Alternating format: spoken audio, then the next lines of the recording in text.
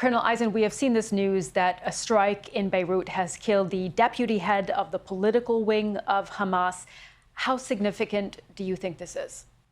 Saleh al-Arouri was not just the number two in what they call the political wing.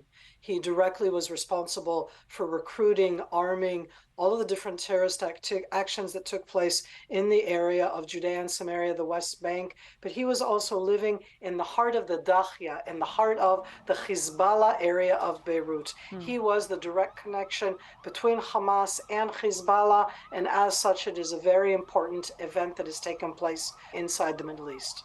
So, Colonel Eisen, Lebanon's Prime Minister Mikati has called the explosion in Beirut a crime that, quote, aims to drag Lebanon into a new phase of confrontation with Israel.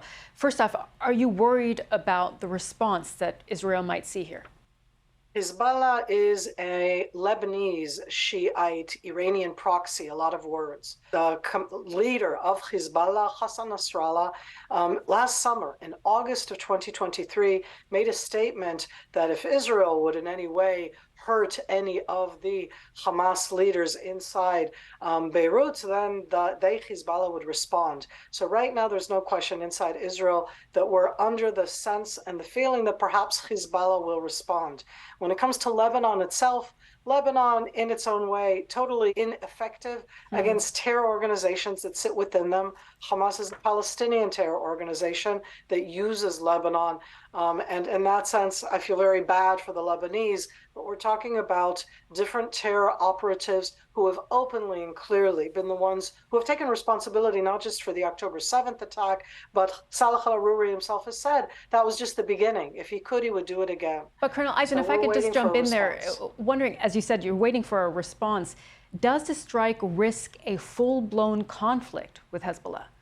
Sumi, it's one of those questions that you ask all of the time and not academically at all. So Saleh al-Arouri was one of the chief planners of this campaign, Hamas terror campaign, genocidal campaign that they're doing against Israel. And in that sense, as we're fighting against Hamas, both within the Gaza Strip and in Judea and Samaria, we're also fighting against them in Lebanon. Hamas have been firing from Lebanon into Israel. If you don't act, you're giving them free rein. If you do act, you need to be aware that they may respond.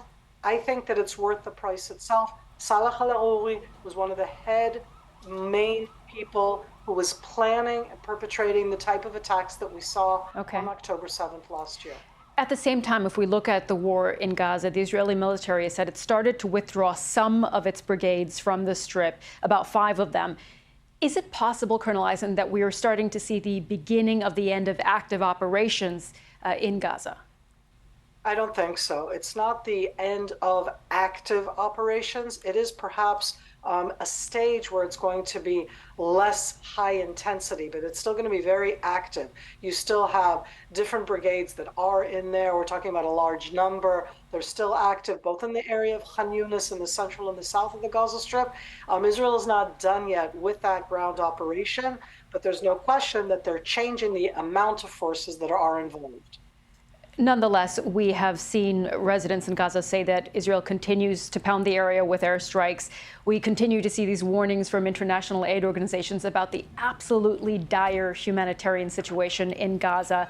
The Hamas-run health ministry says more than 22,000 people have been killed. When this war ends, Colonel Eisen, whenever that might be, will Israel be able to say that it has won? This was never a war where you were going to be happy about it afterwards. This is a horrible war that started with a horrific one attack with the kidnapping of the hostages that are still being held. Nobody ever asks about Hamas. When will they put down their arms, their horrific way of fighting? I'm not a person of happy news about this. I do think that trying to show that a terror organization, one like Hamas or Hezbollah, is not the one that gets to choose the time and the place to do terror campaigns is an important message for all of the terror organizations worldwide. I don't think it's about winning. I think it's about making sure that terrorism does not win. Colonel Eisen, always great to have you on the program. Thank you so much. Thank you so much, and Happy New Year.